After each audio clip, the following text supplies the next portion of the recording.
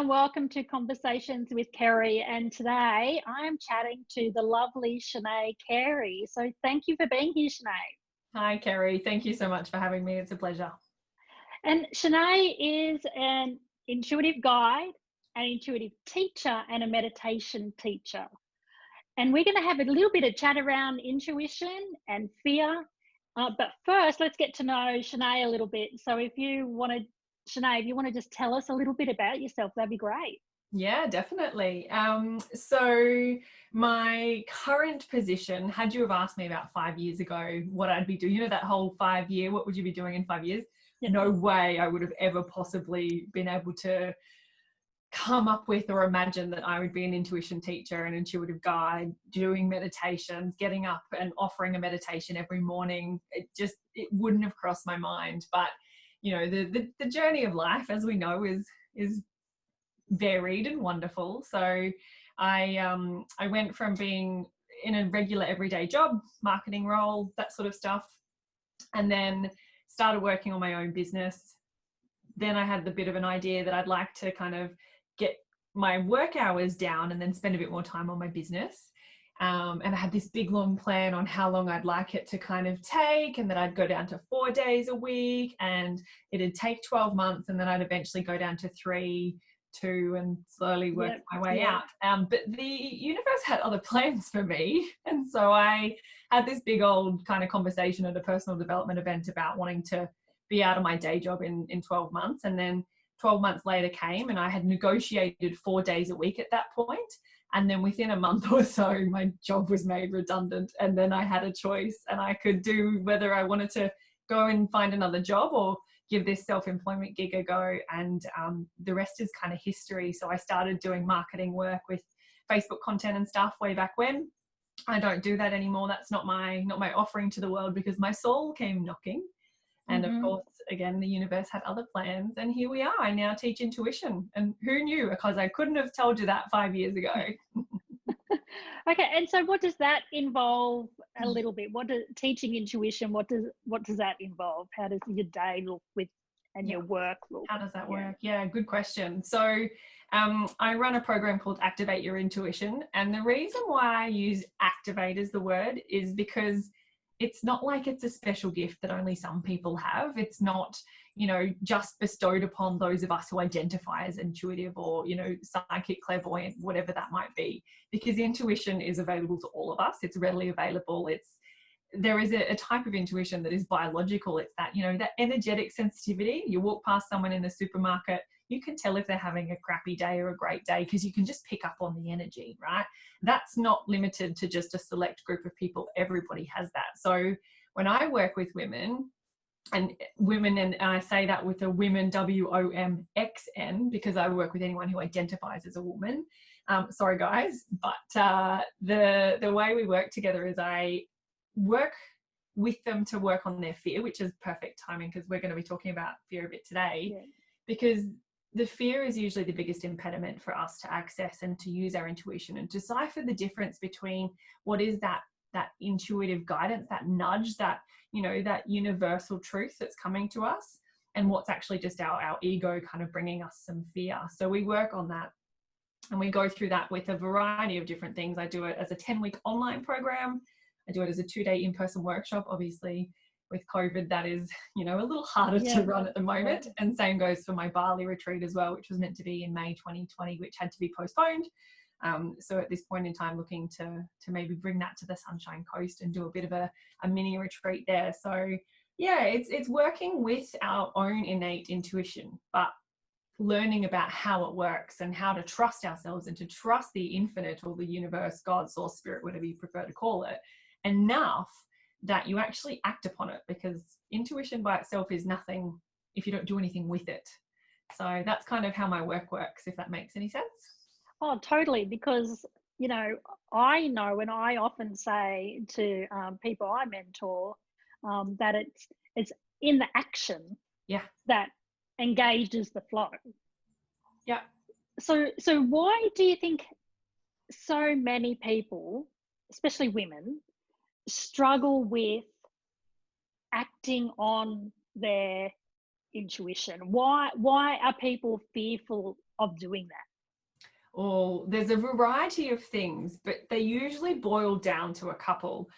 Number one is they're really often afraid of getting it wrong, thinking that there's a wrong decision to make. But what I think is really interesting is that if we could kind of maybe look at a different perspective, because there are really no wrong choices. Ultimately, you're going to be guided to whatever it is that you're meant to do. And even if you perceive it to be wrong, there will be gifts in every experience. There will be something for you to learn, to grow and evolve in everything. And I reckon the other things about judgment, you know, the idea that when we receive a little nudge or whatever, however you describe your intuition, and perhaps you can't explain it to a loved one or a friend or a colleague or someone. You're like, I don't know why, I just know, or I just can feel it, or, you know, I could hear this, that I, you know, this word on repeat or whatever it might be, however that it's been received. And I think that that judgment is both self-judgment and the fear of judging others and others not understanding us and feeling like we're strange or unusual, or that we can't quite articulate it. So I think that most circumstances boil down to one of those two things. And that sort of makes sense, because it's that kind of like, it's a world where most people make decisions based on logic, and with intuition, you often have to just go, I don't know why I have to do this. I've just got to do it. And we're doing it not knowing the outcome. Yeah.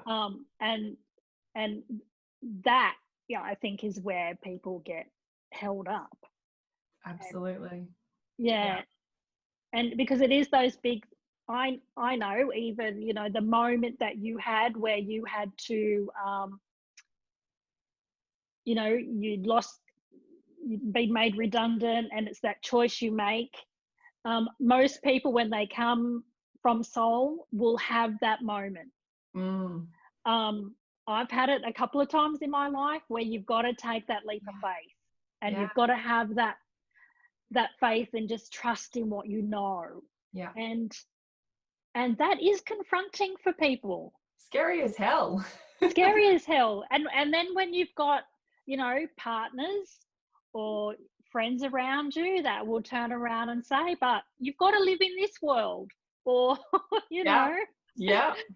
I've had that a few times, you know, over the years. It's like, they don't get it, because it's like, but you've got to pay rent, and, you know, you've got to live in this world, and you've got obligations to partners and all sorts of things. So that judgment does make it very difficult if we don't have someone that gets us, or that gets that part of us. Yeah, being around like-minded people makes it so much easier. So, you know, finding those like-minded people is so important, I think, on the spiritual path. It doesn't make the road less bumpy, perhaps, because those bumps are, you know, a part of what makes us who we are. But that like-minded circle around us, that those people that we hold close, I think make a big difference. And I was having that conversation with my mediumship circle this morning, because, you know, there is sometimes a bit of a view out there that living spiritually, or living a spiritual lifestyle, is or peace, love and moonbeams, you know. and honestly, the truth of it is that it can be shitty. It can be really painful. But we get into a space of, when you live from intuition, you get to that space where you can't do anything but live from that space, right? Yeah, you've got to surrender to the moment, right? Yeah, and whatever that moment is, even if it's painful, even if it's shitty, as, you know, upgrading, going to a new vibration, you know, soul growth, that is painful stuff often. And spirituality is not a guarantee that you're going to have a journey, if you will, that is free from pain or suffering or heartache. That's not it. You don't do your spirituality and intuition is not about getting personal gain. If you're doing it for personal gain, you're completely missing the point. So what would you say it is about? Because I more and more, I feel like it's about, you know, that living the fullest expression of who you are, which it does include your purpose. But when I say purpose, I don't necessarily mean you've got some grandiose thing to do in the universe. Yeah. You know, it can be that you're being a mum, you're being the best friend that you can be. Yeah. It might be supporting people, you know. Yeah. Yeah. So what would you say, being that we've touched on this, what would you say living a spiritual lifestyle is essentially about? And we were talking about this before we hit record, and I would say, you know, we have one purpose in this lifetime, and I would say that is to evolve. We have one job, and that's to evolve. Yeah. And you know, there's a lot of people who would buy into this idea that there's a spiritual hierarchy, and I think that that's also missing the point as well.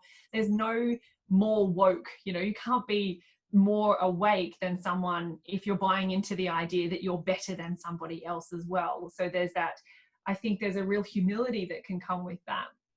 And so, you know, to answer your question, I think it's about evolving. That's for me, it's a personal journey to evolve. You know, we are, in our truest nature, we are pure, unlimited consciousness. We are not just of this physical body that we exist in, but we are pure and unlimited, having a human and finite experience. And so, you know, finding there is those two aspects that we have to kind of find, because this is true, but this is also true.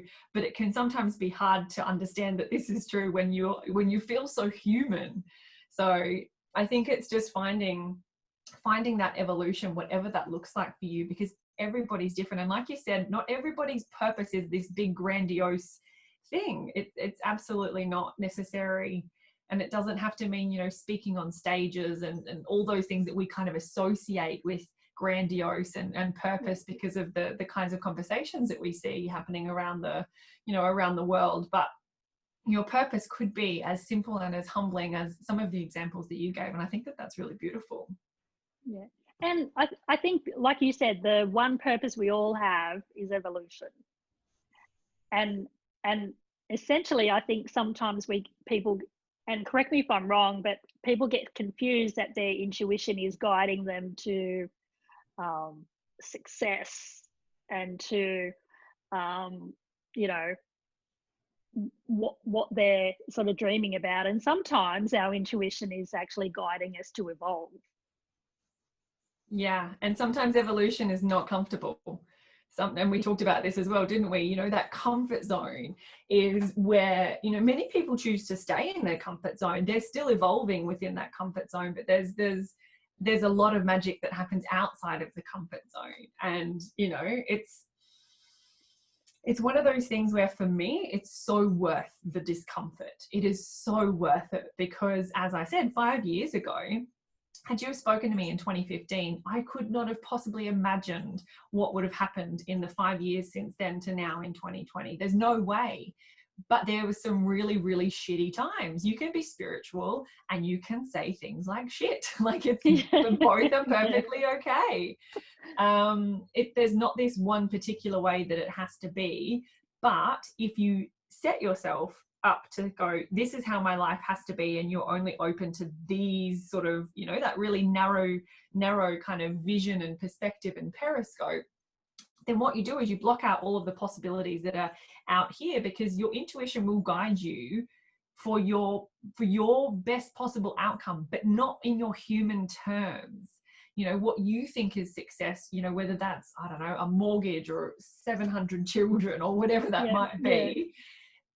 Your intuition's not interested in your personal gain. It's about the evolution. Yeah.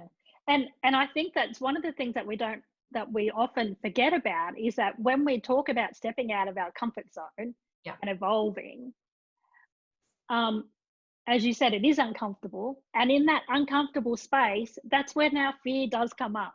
Yes.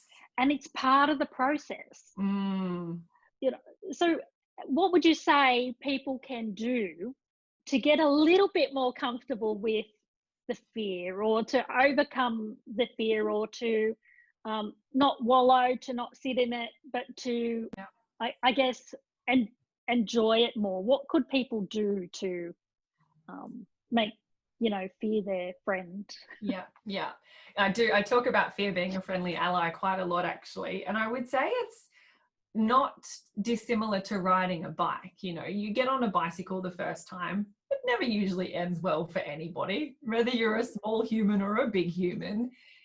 It's something that you have to learn. You have to go through that experience, and you may graze your knee or your elbow and have a few bumps and bruises, but eventually, if you keep getting on the bike, you will get better and better, and the likelihood of that discomfort reduces. So the same thing with the comfort zone and the fear. The more times you lean into the fear and the discomfort, the better and more resilient you will become. But that doesn't happen with a click of a finger or with one decision to work with some fear.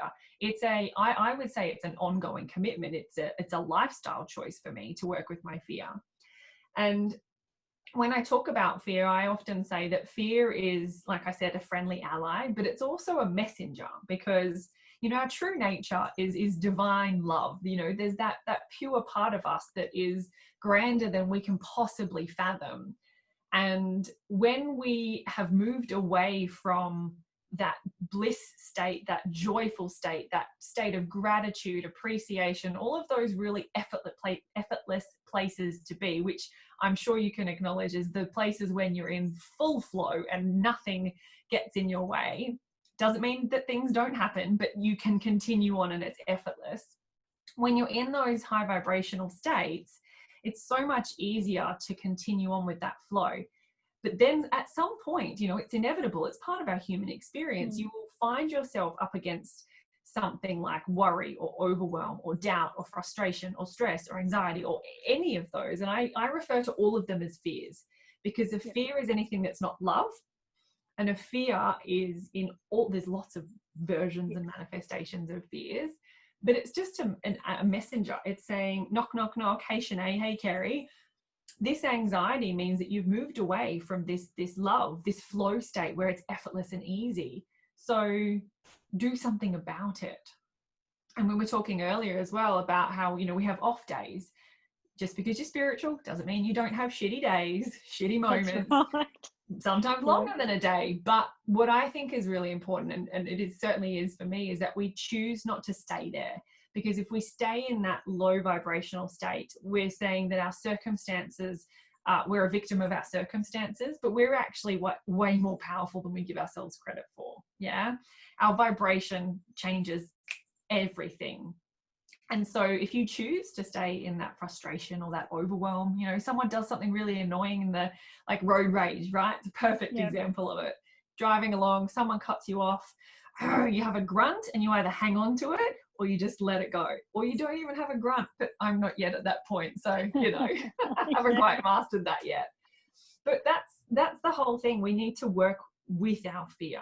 I think I really genuinely think that fear and intuition go hand in hand, because you will receive this being the intuition, and then the ego, which is what the fear is associated with, because there's no fear associated with intuition. There may be discomfort because it may be asking you to say something or go somewhere or be something that is going to stretch your comfort zone, but it's not fear. And over here is the ego. And sometimes they go so close together where it's intuitive hit fear that we have to start to pay attention to pull that apart so that we can decipher which is which and know which one to trust and which one to work with.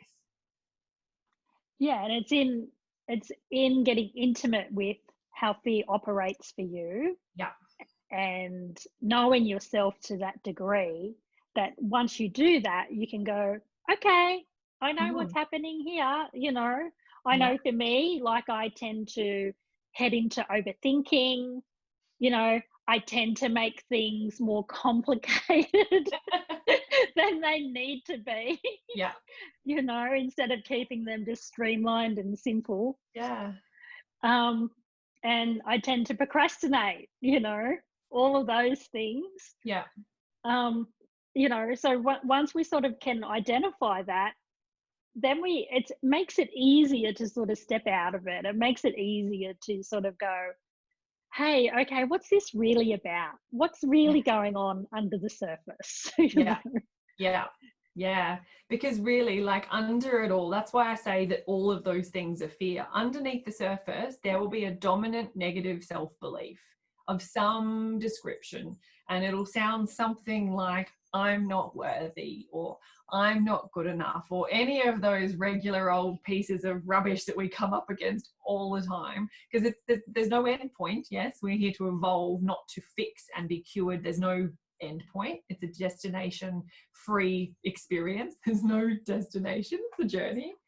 But underneath that is something that's usually hanging out in our subconscious. And so with my work, it's really important that we meet the fear at the level that it's presenting and acknowledge it, but that we also do the work to clear what's actually driving it, as you say, what's beneath the surface, what's really going on. And it's most of the time, it's often fueled by something sitting in our subconscious. It's just, yeah. And I know for me in my work, that whole self-belief thing is the most common challenge. Yeah. But more and more I'm seeing it's a challenge that, like fear, we need to get intimate with it. We need to understand it, because what I'm really sensing in this moment is the fact that we have a set of life circumstances that our self-belief is, sort of in there in one fashion. And then when we work on our self-belief and we heal it to a degree and our life circumstances change, then the self-belief will, muck up again.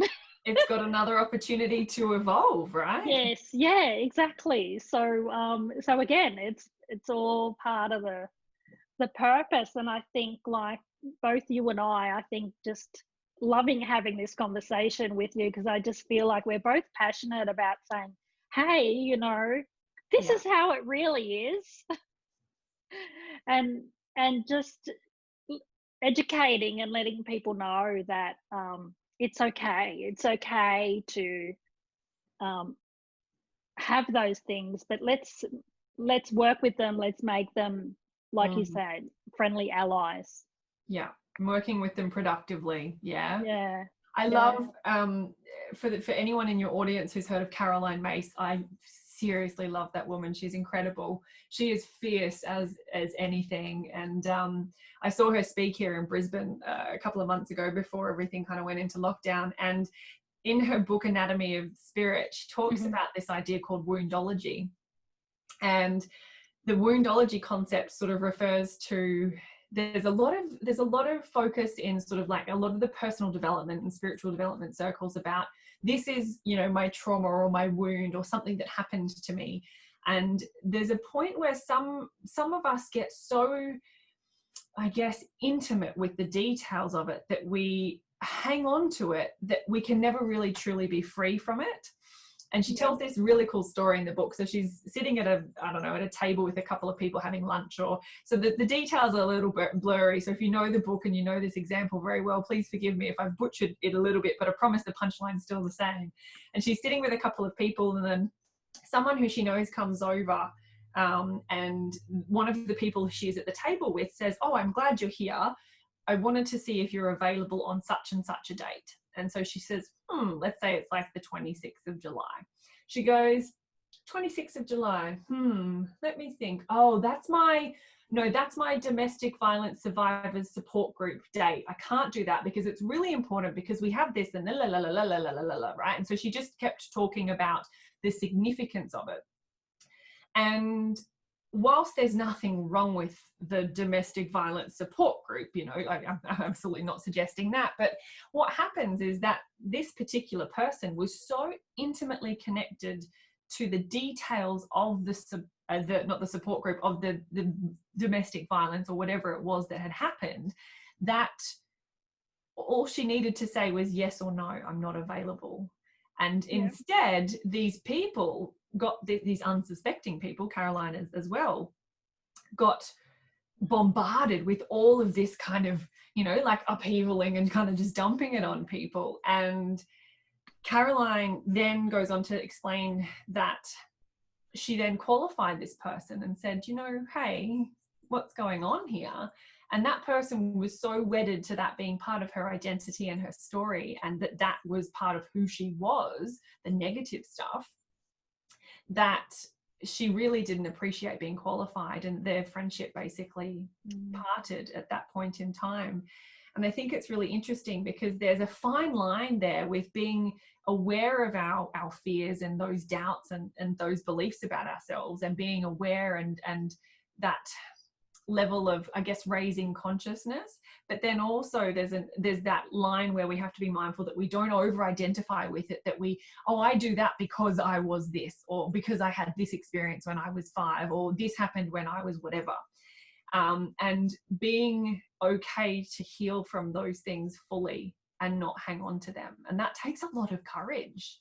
That takes a whole lot of courage. So yeah, I think that it's a really great part of the book, Woundology. I think it's fabulous because it's kind of confronting, but I find it really, really refreshing. And I think it's quite empowering too. It is, kudos to anyone that steps into any process of healing. Whether it is, life experiences, whether it's happened to you when you're young, whether it's happening to you now, whatever it might be, anyone that steps into looking into their wounds and going through a process of healing needs a big pat on the back, because it's hard work. It is confronting, but again, it's so worth it. But it was also one of those things, like what was coming up for me, like as you were sharing that story, is I operate with a bit of a mantra that where attention flow, where you put your attention, reality flows. Yeah. And I know is so true. So like if we are just focused on the detail of the pain, or whether we're focused on what we're worried about all the time, we put energy into that, and by nature of the universe, that energy expands. Yeah, we're more powerful than we give ourselves credit for, because we are all energy. Totally. Yeah. I love that. I think that there's a really, like in my intuition courses, I teach the 3 immutable hermetic laws, which is the law of mentalism, all is one, or one consciousness, the law of correspondence, as within, so without, and the law of vibration, that everything's just a vibration. We're all but a vibration. Even though you look solid and I look solid and the wall and the Buddha and everything behind me looks solid, everything's actually a vibration. And as you say, what you focus your attention on, you're going to get more of. And that's the law of correspondence, the middle one. And that's the as within, so without. Whatever you're placing your energy and your attention upon, you're going to get more of. So if you're really unsatisfied and you're, like we talked about, not staying in that fear state, but if you do hang out there for an extended period of time, the outer world will reflect that back to you. And in the same vein, a grateful heart, like that's why gratitude practices they're becoming more and more widespread, which I love. The more grateful you are, or any of those beautiful high vibrational states, you're going to create more of that. Those people who have things just work out for them. They never have, even when shit goes wrong, it's still, they're still okay. They've still got a smile on their face. They ride the waves with the joy of the privilege of being alive, because they understand that. And some people do that without recognizing that that's actually a cosmic law in play, and the laws are completely impartial. They're not interested. There's not a human behind the law going, oh, this person's done this and then this person's done that, right? That's not how it works. But that those people who choose to hang out for the most of the time in this camp are reaping the benefits. I always say benefits like that because it's, who wouldn't want a life filled with gratitude? But they're the ones doing it.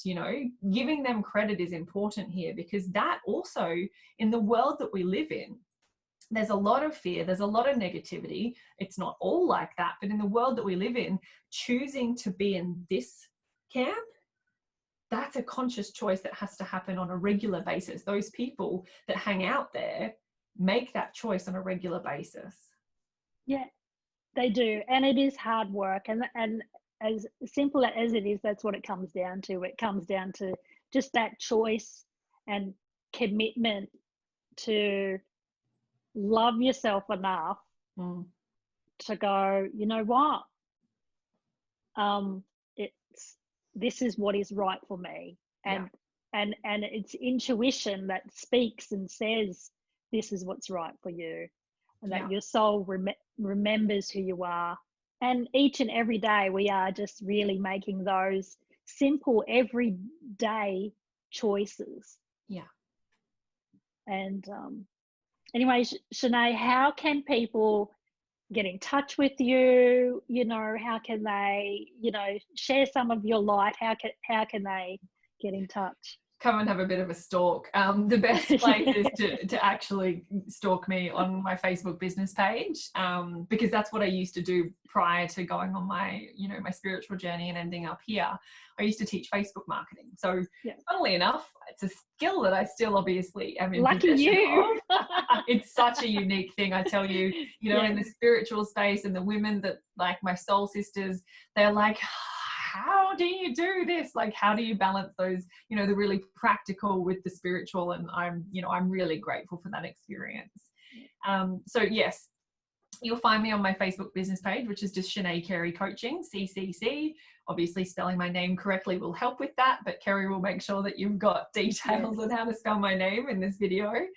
And then you can have a look at my website, which is just chenaecarey.com, nice and easy. And other than that, you can come and stalk my programs. I've got training. I've got a new course coming out very soon. So depending on when it is that your audience are watching our video here today, my first ever self-paced course, because every other program that I offer at the moment is live. And what I recognized is that I predominantly have entrepreneurs as my clients, because of course entrepreneurs are flexible and they can do things during the week on, like, in the daytime. Because a lot of my intuition courses, the one that's running at the moment, the live calls are at 10 a.m. And for anyone who has a full-time day job, that doesn't really work for them. So my self-paced course is going to be ready soon enough. So I'll make sure that you get that link when it's available. It's almost finished. It's just not quite finished. I've got a couple more things to record. I sat down Monday to record, but the dog wouldn't stop barking, and there was noises and banging and hammering, and I went, hands in the air. It's obviously not meant to happen. So yeah, that'll be available pretty soon. So yeah, that's kind of how you can grab a hold of me. And you have a regular meditation. Yes, I do. So I offer a daily meditation. It's a paid, but it's very, like, it's an absolute bargain. It's $8.99, and that's $8.99 Australian a week. And it's no lock-in, so you can come and go as you please. There's no sort of like minimum term contracts or any of that, because I don't like that kind of shit, so I don't make any of my clients do it. So it's daily meditation at 7:30 a.m. AEST. So for those of you who live on the east coast of Australia and really struggle with the time zones, that's Brisbane, and Brisbane never changes. So even when it's daylight savings, we don't actually wind our clocks forward or back or round in circles. So when daylight savings kicks in for, let's say, Sydney, Melbourne, that would be 8:30. But it's 7:30 for 30 minutes every morning. And we do that live on Zoom, but we've also got a little Facebook group as well. And in the Facebook group, I actually stream the recording into the group. And so if you prefer to listen, you know, on your phone, and it's easier for you to be on Facebook on the app and stuff like that, then that's totally fine. But you can also listen back later, because there's some people where 7:30 a.m. is just a really crappy time for them. You know, they've got kids, or they're getting ready for school or work or whatever. So there's no kind of expectation that you show up live. You can come back anytime during the day and catch up on those. But it's every day. So, you know, you get a different meditation every day. We do once a week, we meet a divine feminine archetype from a set of Sacred 13 that we work with. So that's really beautiful. We change up the archetype every week. And we also we journey with, I suppose, one of the chakras every week as well in there. And then all the others are different on top of that. So yeah. Sounds worthwhile. But I want to thank you for coming and sharing and having this discussion. I've super enjoyed it. And please, everyone, just, you know, go drop on to Chenae's Facebook page, say hi, and follow along. So thank you. Beautiful. Thank you, Kerrie. Thank you so much.